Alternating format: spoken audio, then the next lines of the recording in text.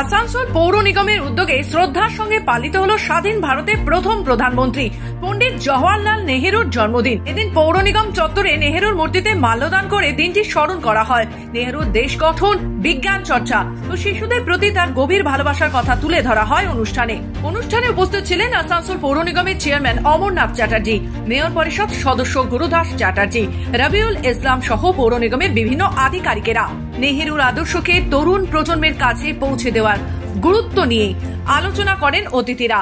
তারা জানান, ধর্ম নিরপেক্ষতা, মানবিকতা ও শিক্ষার উন্নয়নে নেহেরুর দৃষ্টিভঙ্গি আজও সমান প্রাসঙ্গিক।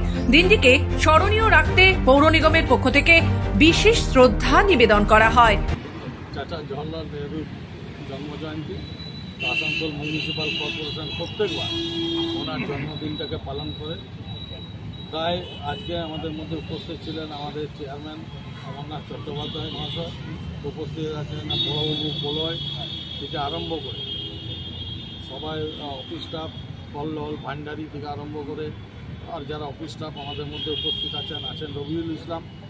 তো আজকের এই দিনটাতে আমরা ওনাকে স্মরণ করতে পেরে নিজেদের ধন্য মনে করছি। কারণ ভারতবর্ষ যখন স্বাধীন হয়েছিল তখন ভারতবর্ষের অবস্থা খুবই খারাপ ছিল এবং সেই খারাপ অবস্থা থেকে ভারতবর্ষকে যে জায়গায় উনি দাঁড় করিয়েছেন এবং যেসব প্রকল্প উনি সেই সময় নিয়েছিলেন অনস্বীকার্য।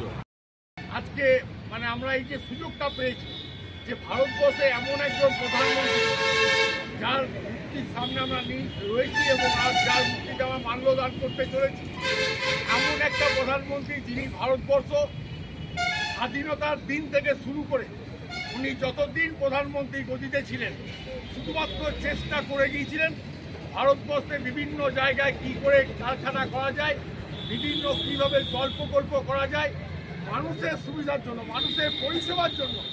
সারা ভারতবর্ষে মানুষ যাতে পরিষেবা পায়, দীর্ঘ পরাধীন থাকার পর মানুষ যখন স্বাধীনতার স্বাদ গ্রহণ করলো, সেই স্বাদ গ্রহণ করার সঙ্গে সঙ্গে আমরা দেখেছিলাম ইতিহাসের পাতা থেকে আমরা পড়েছি যে জওহরলাল নেহেরু ভারতবর্ষের প্রধানমন্ত্রী গদিতে বসার সঙ্গে সঙ্গে কিভাবে ভারতবর্ষকে উন্নতির দিকে এগিয়ে নিয়ে গেছে। মিউনিসিপ্যাল কর্পোরেশন এই সমস্ত